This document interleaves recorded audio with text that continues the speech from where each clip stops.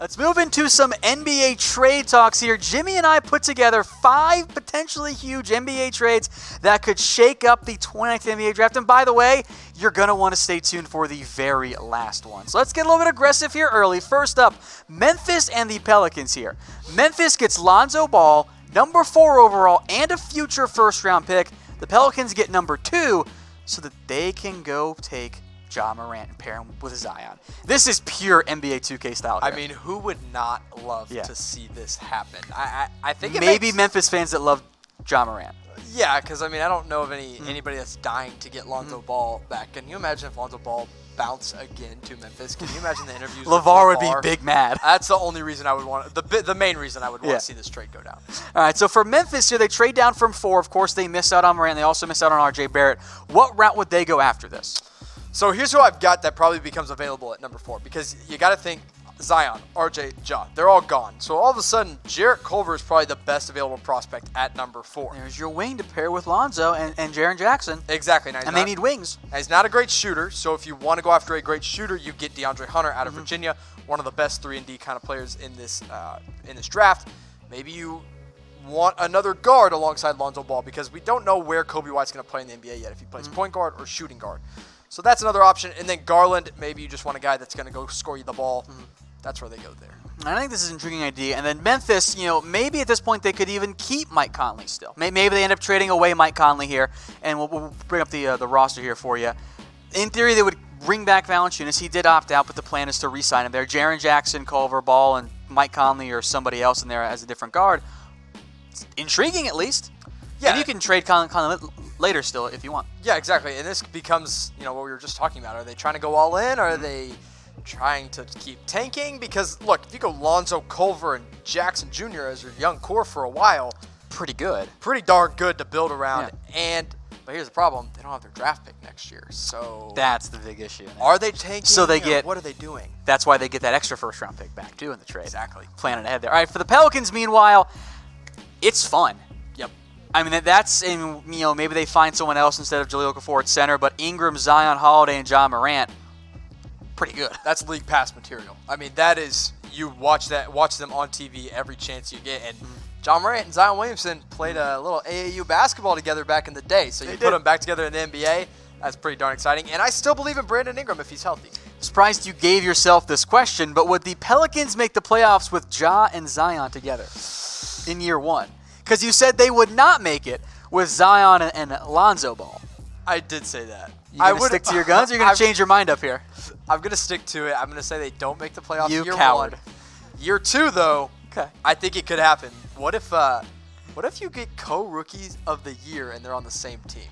Ooh. Zion and Ja Morant. That might have been a better question here. Yeah, could they win one. co-rookie of the year together? All right, let's stick with the Pelicans here. This time they not trade up, but they trade for an asset. We've seen many of you guys ask about a Bradley Beal to the Pelicans trade. Here's what we got for you. Brandon Ingram, Solomon Hill, by the way, has to go, along with your salary filler there of Williams and Bertans. They're meaningless players, but otherwise the money does not work out. So it's Ingram, Hill, and the number 4 overall pick. So in reality, 2 key building block assets for the Wizards there in exchange for Bradley Beal, both younger, that it is going to take a little bit of a longer time to rebuild there.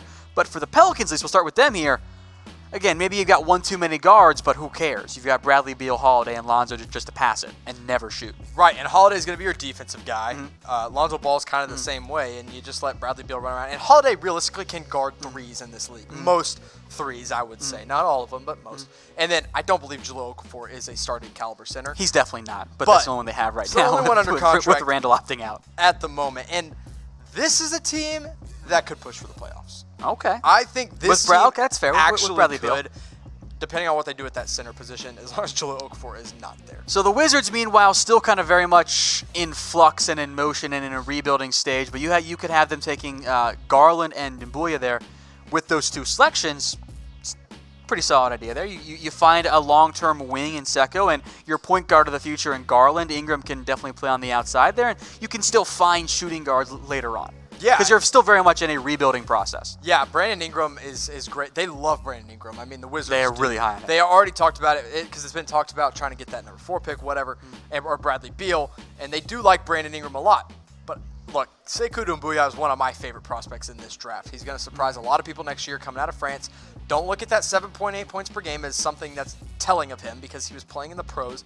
And then Darius Garland, if he's healthy, great. He becomes your point guard of the future while John Wall is rehabbing. And then in the middle, Dwight Howard, he's back. He's back for now. So for the Wizards here in the Pelicans, and even the Pelicans even throw in some extra picks there too. I mean, they've got so many now from that Lakers trade. So that's what a Bradley Beal trade could look like there. Right. I think that'd be an interesting idea there. And of course, you wouldn't necessarily play all of your guards together, Ball, Beal, and Holiday, but we're going to put them on there because those are three of their best players. Those are the guys on the roster right now, so we're just running with it. All right, so here's the question for you guys. Will Bradley Beal be a Wizard next season, or will he be a Warlock? Let us know in the comment section. Type Y for yes, type N for no. Trick question, they're the same thing, I think. I don't know what the proper terms are there. And hey, yes or no? You could take the cop-out answer here and say yes and no, because he will be for half the season and he gets moved at the deadline. Because that's my prediction. It really is. Very plausible, too. All right, so let us know yes or no. We'll move now to another Pelicans trade. It's almost like they've got all of these assets and kind of own the draft right now, right? Go figure. How about this one? The Pelicans and the Bulls. This one, if you're a Mavs fan or a Hawks fan, you know this trade package. You sure do. It's the exact one of the Trae Young, Luka Doncic trade, where the Pelicans move down a couple of spots and acquire a future first-round pick that is protected. And for the Bulls, this is all about getting their point guard of the future. Yeah, absolutely. And present. Right. Chris Dunn doesn't cut it. So you move up because at number 4, a guy like Darius Garland is still going to be there. A guy like Kobe White is still going to be there. But here, I've got them taking Darius Garland. I think they like him more than Kobe White, and he is more of a point guard than Kobe White is. Yeah. So you go Garland and Levine. That is a high-scoring backcourt in all reality, and an exciting one. And then Otto Porter Jr., look, they're trying to move on from him, but in all reality, he had a pretty good year after coming over from Washington. Lauri Markkanen is going to be a star in this league. I think he will be their best player in a couple of years if he isn't already. And then Wendell Carter Jr., who they just got in the draft last season, who was hurt most of his rookie year. Let's move into some possible picks here at 7 if the Pelicans do trade down. Maybe Garland is even still there if the Bulls end up falling in love with Kobe White, for example. And then a lot of wing options, knowing for the most part that you're not going to see DeAndre Hunter fall that far, and you're not going to see Jarrett Culver fall that far. Yeah. Fall that far. There we go. Wow. and on fire. There is a world in which DeAndre Hunter falls this far, but in all reality, we know Cam Reddish probably will fall this far, and Sekou Doumbouya should be available there. But then you also got a big man like Jackson Hayes. Maybe they say, hey, I want to go get a center to start alongside Zion Williamson. Jackson Hayes is the guy that makes sense. All right, so again, this is the Luka Doncic trade. I think you can see the Suns do a very similar one. Yep. Maybe there are more protections on that first-round pick, and you can kind of, I think, play around with those. Especially if you're the Bulls, you probably want at least top 7 protected there. I would hope so. After what we just saw happen to the Mavs there. You probably want that top 7 protections there. All right, let's move then here to another potential trade, this one involving the Hawks and the Cavaliers. We had a similar one before. I think this one makes so much sense for both sides involved. The Atlanta Hawks right now have 6 picks this year. Yep. They are not going to draft 6 players and put them all on their roster. There's just no way. The Cleveland Cavaliers, meanwhile, well, they want to acquire more picks. So from the Hawks side of things here, they can go find, I assume, their wing. I've heard 2 different connections and options tied to Atlanta. The one is Jarrett Culver, who might not be there at 5. I mean, if the Pelicans keep that pick, I could easily see a scenario in which Jarrett Culver is off the board at 4.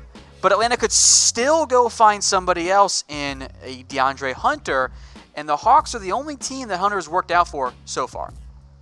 Yeah, I like what the Hawks have to package together to move up in this draft, and it just kind of makes sense. You know, the 3 picks in the first round, maybe they potentially hold on to all of those. 3 picks in the second round, you could dump those off, cut them like a bad habit. But like 8 and 10, pairing them together, you move up and you get a guy like potentially DeAndre Hunter. That's who I have him taking here. And you go Trae Young and Kevin Huerter and then DeAndre Hunter. I mean, those 3 guys alone are going to get you a lot of 3-pointers in the NBA. And then John Collins is a great power forward. I love what he did this last season. And then Alex Len, look, he's not a great center. He's not even a starting caliber center in most situations, but he had a pretty good year with the Atlanta Hawks. And the Cleveland Cavaliers here, they get their guy. I mean, they can move up as well and get who they want to at 8 and 10. You kind of see what they could do, but I like this for the Hawks. I think it makes a lot of sense there for Atlanta. And then, of course, for the Cleveland Cavaliers, it allows them to acquire more assets. And that's a big thing for them because they don't have enough of those right now. So for the Cavaliers, they trade down. They end up adding more picks here for themselves. And they have so many assets overall. Like, they just need more of those. I think that's key. Colin Sexton is a nice piece, but, you need more. You really do. And if you acquire Sexton's their really only main building block at the moment. Right, plus a guy like Chetty Osman, I guess, is fine. Tristan Thompson's fine. And then Kevin Love's too old. He's not your building block or a piece for the future. So that's the little trade there for the Cleveland Cavaliers and the Atlanta Hawks. I am going to monitor the Hawks closely. Maybe it's even 8 or 17 or something like that, move a little bit more.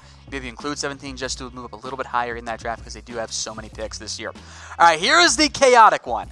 The one where we're going way crazy, and you can blame all of it on me. It was my idea. I'm going to let you take it. I put it together, and it's weird, it's crazy, it's out there, but let's have some fun with this, right? That's the point, all right? Atlanta Hawks, the Rockets, and the Cleveland Cavaliers, a 3-team trade. So the Hawks get Clint Capela and Eric Gordon. The Rockets then get Kevin Love, Kent Bazemore, number 17 overall, and number 44 overall. The Cleveland Cavaliers, meanwhile, get number 8 overall. They get Allen Crabbe, P.J. Tucker, number 35 overall, so almost 2 first-round picks for him. And then Michael Frazier, which is just a salary cap dump on that front. So here's what I was thinking for each of these teams. The Hawks, in reality, they're giving up Bazemore, Crabbe, and a bunch of picks, but it gets them Clint Capela and a great either bench wing, you can try him at the 3 or something like that, in Eric Gordon. So you focus on the big man there, Capela and now John Collins. That's a really good 1-2 punch down low. Yeah, it is. And, somebody just asked what would it take to get the Hawks into the playoffs. I don't think the bottom of the East is that strong.